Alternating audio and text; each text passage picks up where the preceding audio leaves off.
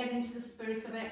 I did actually want Tracy to, well, both of us to dress up, but she wasn't having any of it. Yeah, hang on. She wanted me to go old school, and she wanted me to wear a bin bag, and Rhian apparently didn't have pumpkins in her street, she had a Swede. A Swede. Who remembers a bin bag and a Swede? That was Halloween, that's what we used to do. Yeah. So, for all of you out there, come a message and tell Tracy that that's what we used to do. Wasn't happening. But a Swede and a bin bag. I have limits. No, but I, in all honesty, I did wear a bin bag, I think. We're that age now, aren't we? So now you've got everything. Now you go into the stores and there's everything there for you. Oh, and everyone's missing out this year. Well, I hope everyone's not missing out. No, I'm sure you've all got your own little plans parties going on and what you're doing with your kids, and doing some pumpkins and maybe some little treasure hunts and things, or going off and trying to find the little pumpkins in your street or your area, seeing how many you can find.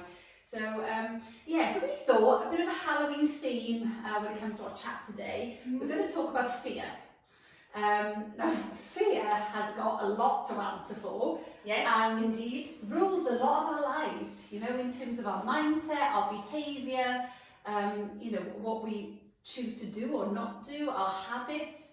It's quite a powerful thing, fear. Yeah. And actually, if we get rid of fear, what an amazing place to be, and how it changes your life dramatically. So, what about you, Trace? What have been your fears?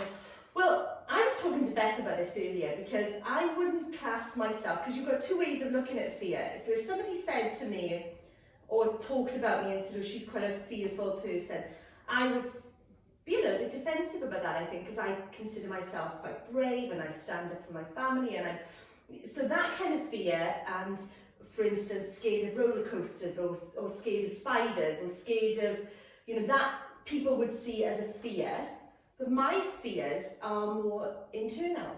So, as is most of us. Yeah, as is most, but people may think a fear is, I could never do that, or I could never... Fear of heights. Which is, so I wouldn't describe myself as a fearful person, but I definitely have internal fears, and recently I'm discovering them more. Yeah. So really things like, what are you not fearful of? You're fearful of not being loved enough, liked enough, accepted, fitting in. I think fear has a hell of a lot to answer for. Oh, absolutely. When so many things, like trying something new. I'm quite gutsy. I'll go out there and join in, and I'll get into a new group, and I love new people, but internally, I am realising that I am fearful of rejection. Huge fear of rejection. For me, I'm a single person, and I'm really fearful to get into the dating world. Scary. What's that going to bring? And am I going to? But on the other side of that, you've got fear of getting involved with somebody again. But there's lots of people who have a fear of being on their own, and actually go into relationships that are unhealthy because they don't want to be alone. So there's two sides to everything, Yeah, I agree with that. Fear of being on your own, fear of being lonely, fear of like I was saying about rejection and stuff. And I think, that makes us behave in ways that are not healthy. It makes us have these habits that are unhealthy. It makes us have these mindsets that are unhealthy as well. And, the internal dialogue that you say to yourself, and what is going on in your head is very often because of all these fears and belief systems that you've built up. Well, sometimes you think you know the outcome of something that's going to happen down the road, and you think it's going to be, you're fearing what hasn't actually happened yet. Yeah. So you haven't done whatever you were going to do, but you have this foreboding feeling about it, and think, no, that's not going to be good, so you're fearful. Yeah. No, it's... I had a lot of, initially, years ago when I was struggling to kind of leave the house and things like that, and it was that fear of judgment and people, what are people saying about me, what are people talking about me, and that really stops you from kind of just living your life, because you're just scared I was scared to bump into somebody because I just didn't, and it's a horrible place to be, and you're thinking, okay, what is everybody else thinking? So these thoughts that are kind of sabotaging your brain and you know, are not real, you believe them to be real because they're in your head and they're thoughts, but they're not real. And the reality of the situation is, you could be going into that, you know, Tesco's or whatever it was that I was fearful of going, and those the people that I met, you know, they weren't thinking anything of me, they weren't judging me or thinking anything of me because of my situation.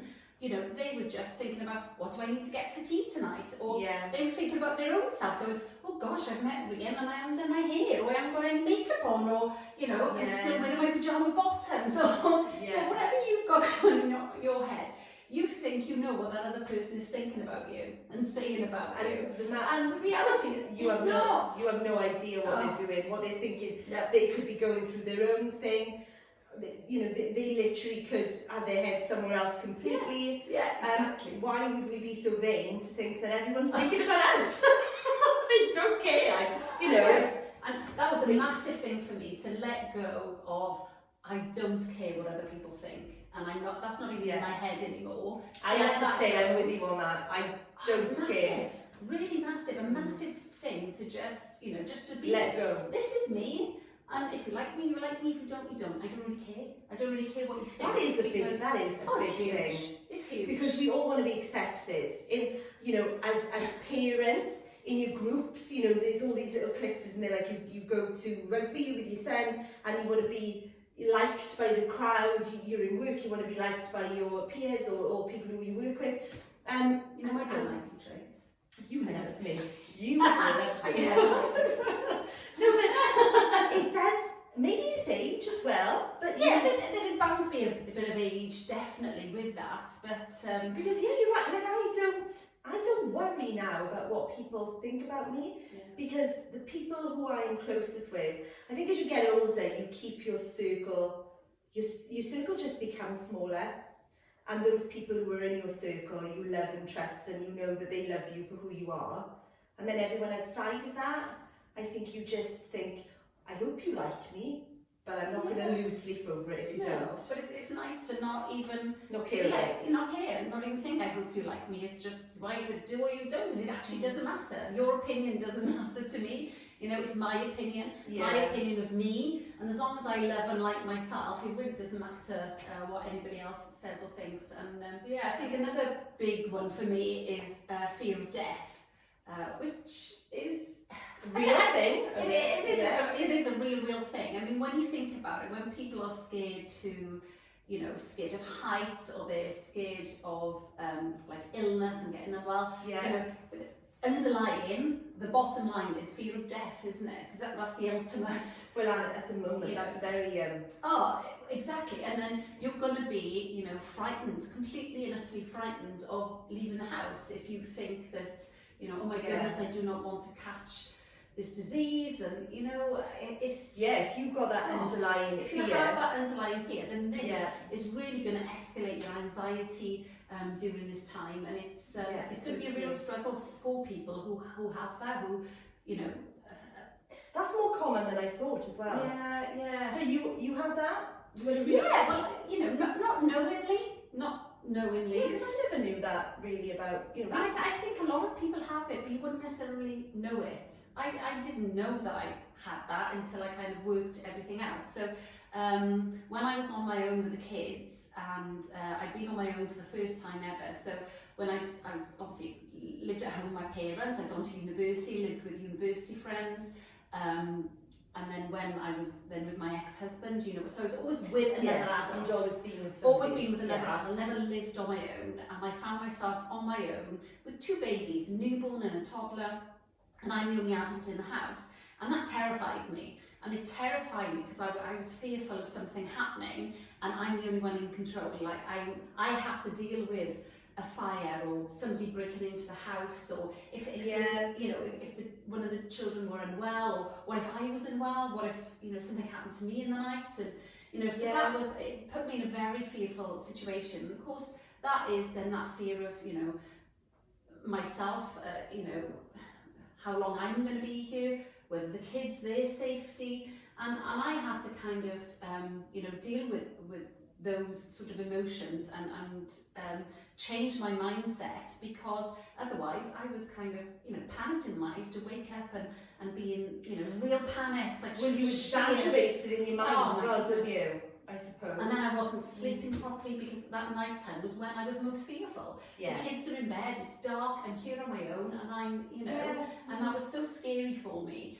But I had to learn how to kind of accept, okay, do you know what? Death is part of life. You know, we make it into such a big thing, and it is a big thing. I mean, losing someone is a big thing, and it's horrible and heartbreaking. But it is a fact of life, and everyone and everything, you know, if we're born, we will die at some point, and none of us knows when that's going to be. So stressing out about it and being fearful about it actually is not helping you while you're alive. Probably shortens your life. Well, yeah, but you're alive and you're living, and you should be grateful for every single day that you do wake up and you're still here. You know, you don't see animals wandering around all scared, you know, are they going to get me? Are they, you know, what's like? But as human beings, we now have this kind of. It's because their natural instincts. It's almost like they haven't been worn down with what's going on in the world, the media of it all, and it's just that thinking process. They're just, you know, animals are just being. They're just being day to day, dealing with whatever needs as the needs arises. And if danger comes, they sort with that danger there and then. They're very much in the here and now, aren't they? And they're not, you know, thinking and worrying over, oh, I better not go over there because I might get eaten by a lion. You know, but you know, it's the circle of life. It happens, and I think, you know, we need to break down these barriers of dying, and you know, so we're not so fearful, so we can really just embrace and enjoy life whilst we're alive. I was going to say that I know it goes off, well, it's kind of related to what we're talking about, but my grandmother was really religious. So my examples or what she would talk about when it came to death, we talked about death. I know this sounds really morbid, but in a really, oh my God, in a really positive way. She was old when I was born, really. She was quite an old grandmother. She didn't die until she was 99, bless her. So when I was born, she was in her 70s, and she I remember she'd say, don't get too attached to Gran now, I'm not going to be around too long, and I'm going to kick the bucket. But because she had such a strong belief in God, she wasn't at all fazed by death. No. And that was, you know, quite refreshing. Yeah. So I wasn't brought up fearing it. So I've never really had a fear of it. Don't get me wrong. I'd like to live as long as she did. But I haven't got that fear. Yeah. And I think that comes from what I was around as a child. Yeah. Oh yeah. No. You know. But I think as people in the UK and in Britain, you know, we don't talk about stuff like this. You know, it's not. No. Oh, well, that's an uncomfortable subject. We don't talk about stuff like that. Yeah. But whereas if we do talk about it more, and we are more honest and open, and it just reduces people's fears and anxieties, and you know, rather than it being this kind of like, you know, as you just said then, oh, I know it's morbid, you know, you're almost judging it, you put a judgment and a label on it, and you think, well, actually, no, it's not, it's a natural thing. You almost want to apologise, for talking about something so morbid, but you're right. It's not. If we open it up for discussion, then it doesn't become so scary, and people should talk openly about these things. Yeah, so no, I agree. And let's not put judgment on stuff like this. Let's not put barriers up, you know. Let's have open and honest discussions about every aspect of life, you know, whether it's death or, you know, we all get a bit funny about like, oh, money, can't talk about money, and you know, we have these little things that hold us back, and why, you know, just be honest and open and have honest and open discussions, and I'm sure it will help so many people out there. It's refreshing. So, and you know what it's like, if you talk to a good friend and you're feeling really anxious about something, and then they'll just say, oh yeah, that happened to me, you instantly don't feel so bad. Yeah. You'll say, oh really? Yeah.